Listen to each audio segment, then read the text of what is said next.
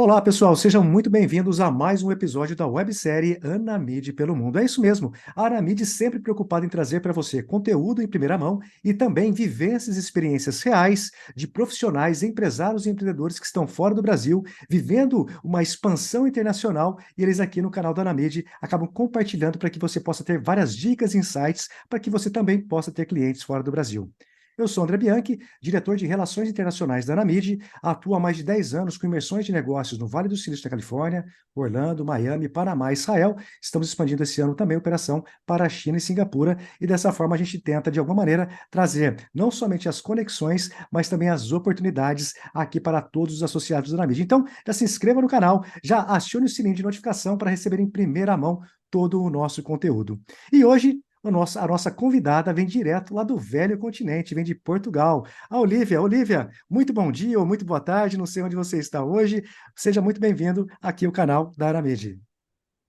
4 horinhas de fuso para a gente hoje, mas já pós-almoço. Então, Ah, vamos de então, boa tarde. ótimo. Olivia, primeiramente, em nome da Aramid, agradeço o seu tempo e disponibilidade em estar aqui conosco, compartilhando as suas vivências e experiências em desenvolver negócios fora do Brasil. E eu queria que você se apresentasse, falasse um pouquinho quem é a Olivia, a sua empresa e o que você faz em Portugal. Claro, obrigada. Eu que agradeço, é um prazer. A minha empresa é a Agência 524.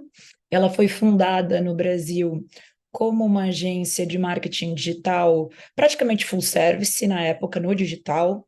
Cresceu para uma full service completa e na expansão para Portugal já foi o caminho contrário, um caminho de encolhimento.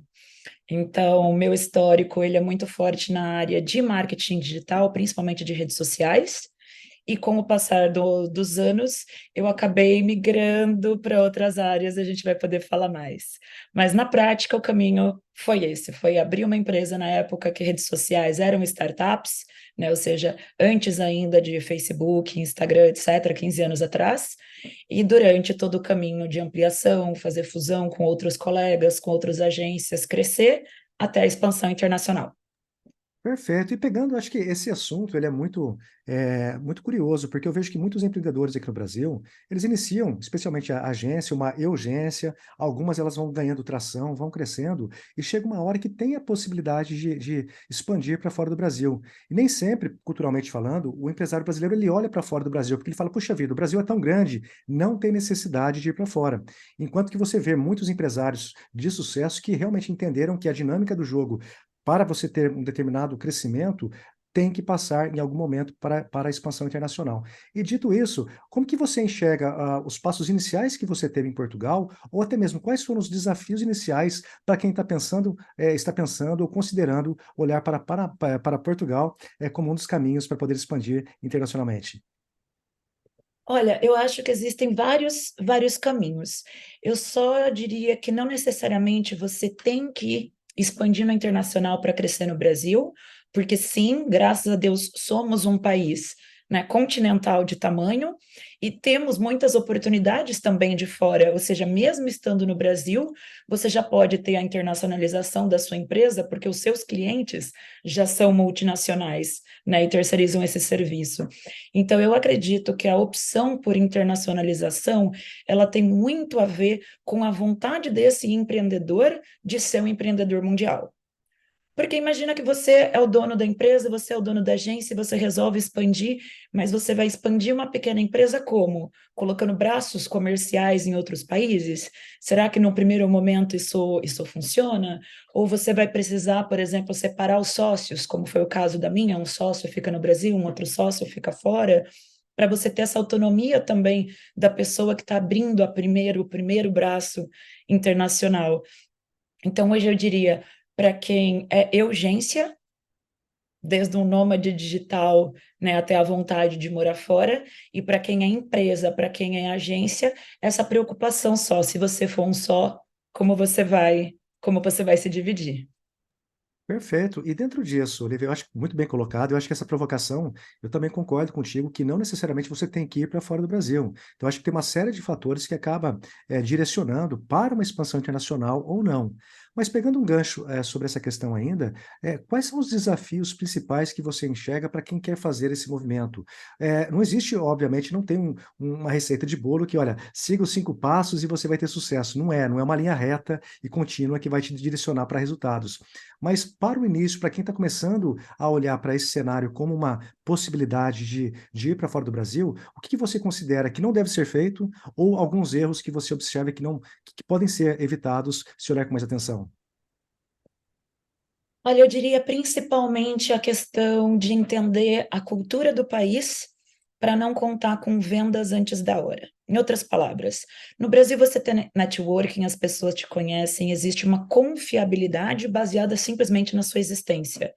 Em compensação, se você se muda para um país como Portugal, pouco interessa se você tem 5, 10 ou 25 anos de agência nas costas no Brasil. Você é um estrangeiro. Então, eu acho muito importante quando você vai migrar para um país. Eu vou sempre usar Portugal como um exemplo mais forte nesse caso, Sim, que eu sei que você tem outras pessoas, né, falando com mais detalhes de outros países, mas eu diria, Portugal é extremamente tradicionalista. É um país que valoriza muito a conexão interpessoal, as relações familiares, as indicações de vizinhos, muito mais do que necessariamente uma palestra, uma recomendação na internet ou algo do gênero. Então, o fato de ser um estrangeiro ainda sem networking pesa. Acho importante ressaltar que o mercado de internet, né, de Portugal como um todo, ele é um pouco defasado. E isso no bom e no mau sentido. Ou seja, no bom sentido, tem um mercado a ser explorado que é interessante, principalmente para profissionais de um país como o Brasil, reconhecidamente como, né, um dos exemplos do mundo, não só da América, mas um dos grandes exemplos de publicidade, de tecnologia, de mão de obra de qualidade, de profissional esforçado. Então, se trouxer essas características do Brasil, tem mercado. Só que tem que notar que não necessariamente vai ser valorizado, porque a cultura ainda não valoriza tanto. sim. Tem o advento da pandemia que ajudou muito nisso. Então, você tem, por exemplo, Portugal, antes da pandemia, era na lista dos países da União Europeia com menor quantidade de website para número de empresa, menor Uau, tráfego de compras em e-commerce, menor uso de redes sociais. Então, você tem sim um grande salto de utilizadores, de empresas interessadas, e por isso esse mercado a ser explorado. Sim, falta mão de obra, mas não é o preço de São Paulo. Não olha que dá para você interessante. pensar que você vai vender projetos em Portugal nos preços de São Paulo. Tem que se pensar em preços de interior do Brasil. Olha, que isso é uma informação muito importante, porque considerando a questão do euro, né, então você percebe que, e até pegando um gancho a respeito disso, veio uma curiosidade agora, a gente percebe que muitas empresas brasileiras já têm olhado para o leste europeu como uma alternativa para terceirização, outsourcing e tudo mais, passando por Estônia e tudo mais. Você vê esse movimento de quem está em Portugal, talvez por não ter um contingente de mão de obra, também utilizando desses países do leste europeu até outro local que você já identificou? Eu diria que o Brasil. Ah, olha só, Porque essa é a Brasil, característica da gente ser colônia portuguesa na formação da República perfeito. Brasileira. Enquanto um português vai ter a facilidade de língua com um brasileiro, vai ter uma proximidade cultural muito forte. Lembrando, a proximidade cultural do Brasil para Portugal é muito maior do que Portugal para o Brasil. Em outras Sim, palavras, um brasileiro pode olhar coisas portuguesas e falar: Nossa, que curioso, eu não sabia. Um português sabe tudo da cultura brasileira. uau, São as novelas, são as músicas, são os times de futebol, é a quantidade, mais de 150 mil imigrantes brasileiros legalizados em Portugal, é um recorde de compra de imóveis por brasileiros. Então, Portugal está muito acostumado com a cultura do Brasil, então teria facilidade em empresas portuguesas sim, usarem o Brasil como terceirização. Então, eu diria mais do que o leste europeu, Portugal usa Brasil, porque as perfeito, outras opções mais tradicionais seria, por exemplo, usar a Índia, seria usar o Paquistão, e daí, nesse perfeito, caso, a questão da língua e da cultura gera impedimentos. O correto. fuso horário, por exemplo, não é um impedimento tão grande, porque são só 4 horas. Uma coisa muito comum aqui é esses serviços que são interligados, como, por exemplo, motoqueiros de Glovo e de Uber Eats aqui. Sim, Na hora que eles precisam acionar a central para registrar uma reclamação, uma entrega de endereço, é muito comum essa central estar no Brasil. Uau, Então, na hora que eles ligam, é um brasileiro que atende no Brasil, não é que está aqui o entendi. brasileiro. Então, já existe muito essa triangulação. E eu acredito que seja um caminho muito interessante de trabalho, nesse caso, para todos. Então, o que eu quero dizer com para todos? Vamos pensar do menor para o maior, né? Sim, claro. Então, vamos pensar que você é um profissional de marketing digital, que está começando a pensar em talvez empreender, que está começando a vender seus serviços de freelancer fora do seu horário recorrente de trabalho. Eu diria que o primeiro caminho para você se mudar para um país da Europa como um todo, mas principalmente Portugal, a gente tem uma facilidade até hoje em dia de visto, Sim, seria você começar já a fazer os trabalhos de freelancer do Brasil para os portugueses. perfeito. Então, isso dá uma abertura e um currículo para você que é o grande salto diferencial. Então, se você tem uma empresa no Brasil e você está pensando em ter uma empresa aqui, eu te diria que o seu primeiro caminho é arrumar empresas daqui que usem a sua como outsourcing. Perfeito. Então, você Excelente tem dica. portfólio, tem indicação, aprendeu na prática, porque não tem uma tabela, a gente sabe, mas aprendeu na prática quanto está sendo pago por determinados trabalhos, até para entender na sinergia da sua empresa o que funciona mais ou menos. Então, Perfeito. vou dar um exemplo. Se a sua empresa costuma fazer muitos objetos de venda, como o site, não necessariamente você vai sentir um grande valor, porque você vai concorrer com dois mercados. Um, aquele que quer muito customizado, que vai gostar de falar pessoalmente, de apontar na tela, que é uma pessoa mais offline, que vai preferir alguém local, e que o mercado local não cobra caro nos sites. Sim, Ou alguém que tem volume, que tem facilidade com a internet, que já vai querer alguém que usa templates, inteligência artificial, e faz uma coisa menos customizada, mas muito mais rápida e mais barata. perfeito. Porém, na hora que você tem a questão da hora homem, é o diferencial. Então, Entendi. vamos entender isso, né? A diferença de Portugal e Brasil. Muito do que a gente viu e muito do que aconteceu com a nossa empresa que levou a gente a mudanças de caminho. Preço de hora homem em Portugal, ele é achatado. Em outras palavras, o salário mínimo de Portugal, ele é equiparado ao do leste europeu. Por isso, o leste europeu não é uma opção de Entendi. terceirização para Portugal. Portugal tem um dos menores salários mínimos da Europa, coisa de 730 euros, ou seja, como Romênia, Bulgária, muito longe dos 1.400 da Alemanha, por exemplo. Então, você está falando de um salário mínimo de 700 euros, e você logo na sequência vai ter um salário de 900 euros, que eu acho muito interessante todo mundo ter esse número em mente, porque tem muito subsídio do governo aqui para ajudar na contratação de mão de obra qualificada. Então, o IEFP, que é o Instituto de Empregos e Formação de Portugal, é um órgão que ajuda muito. A gente mesmo já teve vários funcionários que foram subsidiados pelo IFP. Então, é uma formação de mão de obra qualificada que eles aprovam, né? Ou seja, a Olivia, com a formação dela, não só vai ser uma Sim, chefe, vai ser uma tutora para esses profissionais. Então, perfeito. eles me deram 4 profissionais portugueses em níveis de mestrado e doutorado e recebiam 900 euros porque estão nessa contratação IFP. E, de novo, não é estagiário, é mestrado e doutorado. E eles já recebem, quer dizer, já recebem, não, ainda recebem 900 euros. Porém, eu só pagava a 20% desse valor, 80% desse valor era pago pelo governo de Portugal. Uau. Isso é interessante. É, e Bem interessante. é muito interessante os programas de incentivo que existem, né? Nesse sentido, para quem gosta um pouquinho de fuçar em burocracia, entrar, dar uma olhadinha nos programas de incentivo, tem bastante. É Perfeito. interessante, essa é a parte legal. Porém, dos 700 para os 900, para o próximo salário, que você vai falar de 1.100, 1.300, praticamente você acabou com o mercado. Então, é importante você entender que você não vai ter estagiário barato, você não tem Sim, profissional barato, porque o seu menor salário, que vai ser na faixa de 900, 1.100, já é um salário de mais de 7 mil reais no Brasil, entendi. outsourcing. Por isso eu chamo Entendi. atenção para esse ponto. Abrir uma empresa em Portugal não necessariamente significa usar uma grande equipe em Portugal.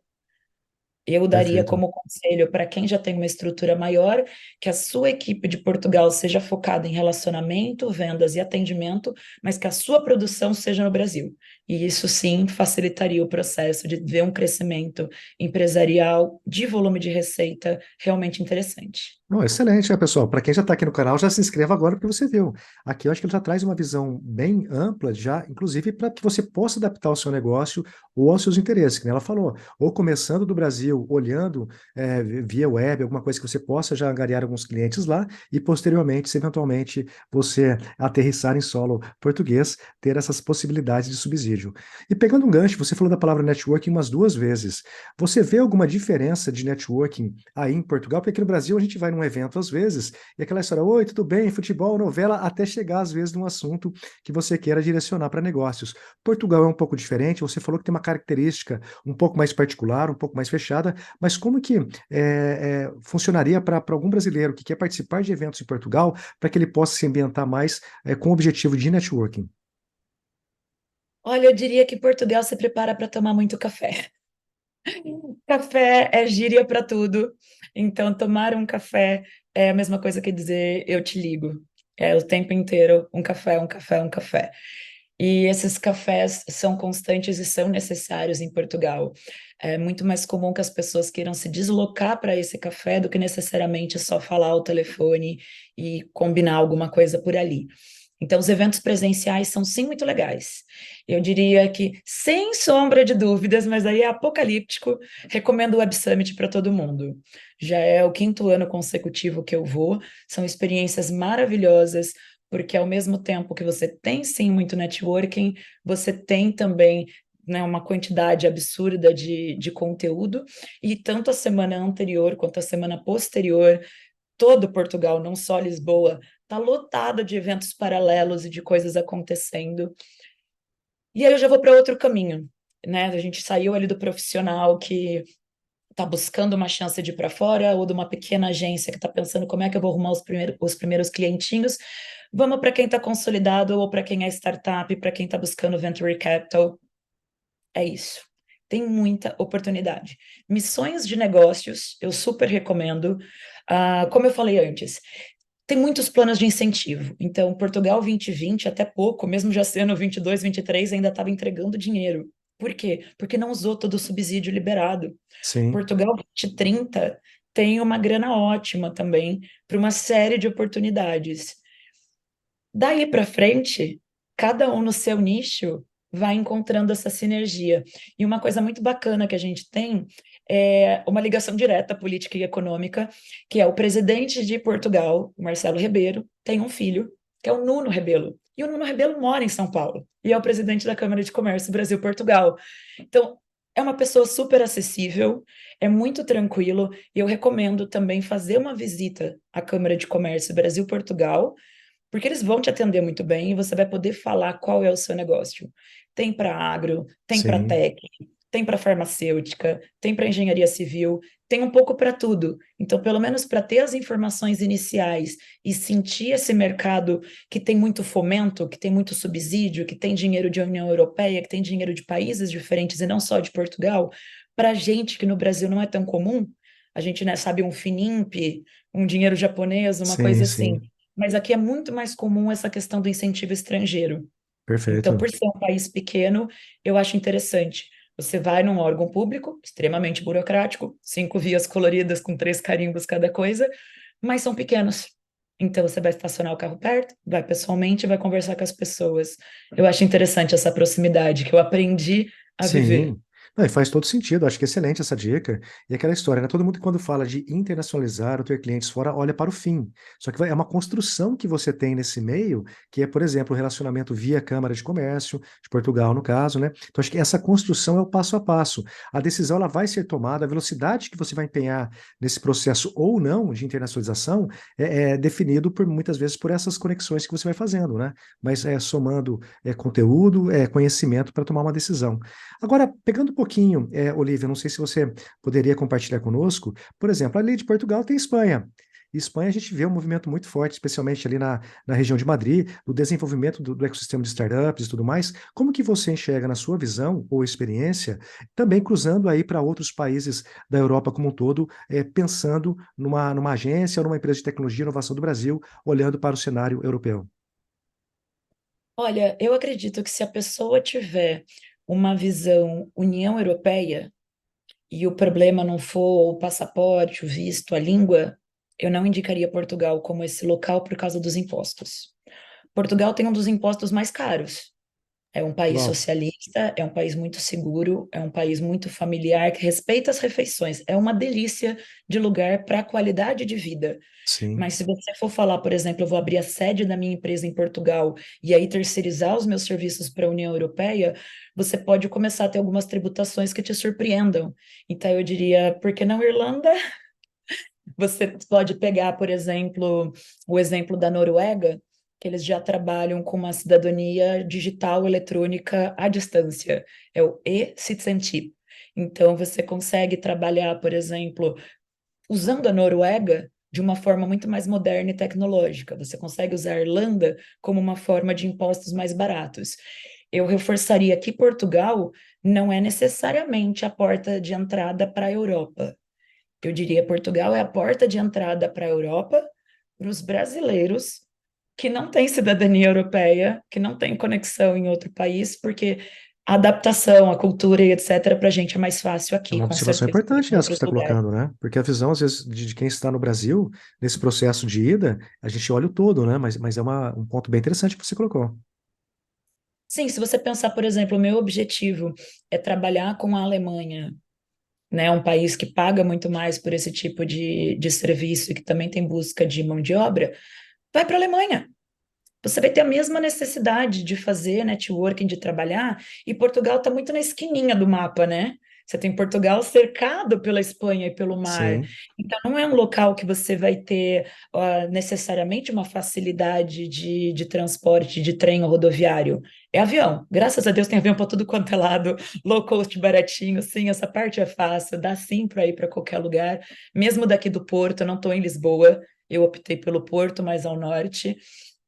Mas essa questão de você querer expandir para a Europa, apesar da União Europeia ter essa integração da moeda e de algumas leis de mercado, na prática tem muita diferença, tanto salarial, quanto de impostos, quanto de preço do que você vai poder vender o seu serviço ou o seu produto.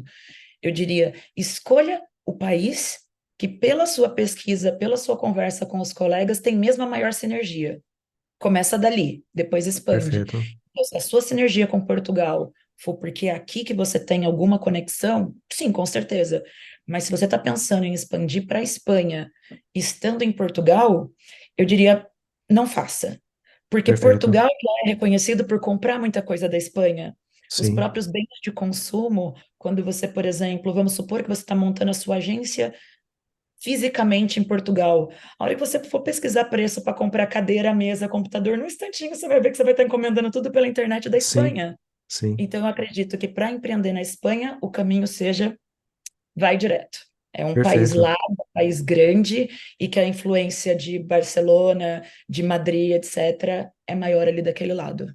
Perfeito. E até para a gente chegar aqui ao final, Olivia, na sua percepção, ou pelo menos no seu ponto de vista, quais produtos eles estão mais quentes em termos da área digital, né? Então você direcionaria, por exemplo, mais atenção para o produto e-commerce, seja integração, seja o que for, para que o pessoal aqui fique antenado com o que está um pouquinho, ele tem uma aderência maior para esse público, seja de Portugal ou europeu como um todo?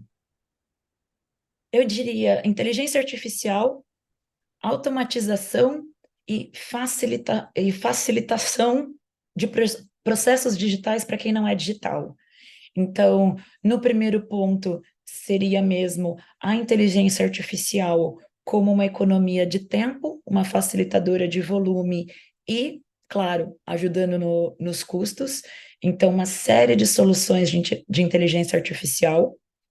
Na parte de facilitar o processo, é aquilo que a gente comentou de serem muitos empresários tradicionais e pré-internet.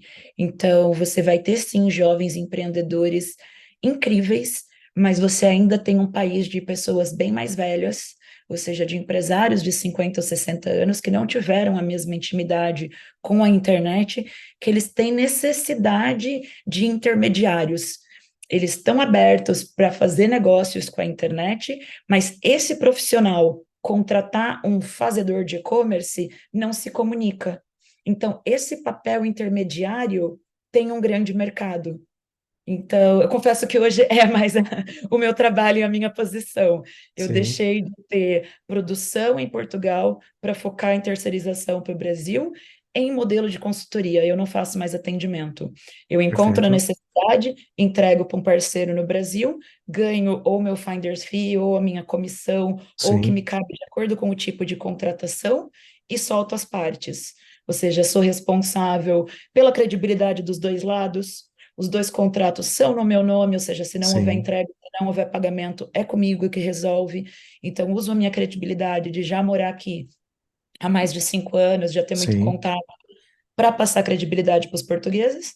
Uso a minha credibilidade de 15 anos de agência no Brasil para passar credibilidade para os meus colegas que vão vender o serviço. Coloco mesmo meu nome, meu contrato, minha conta bancária, tudo no meio para intermediar, mas não opero.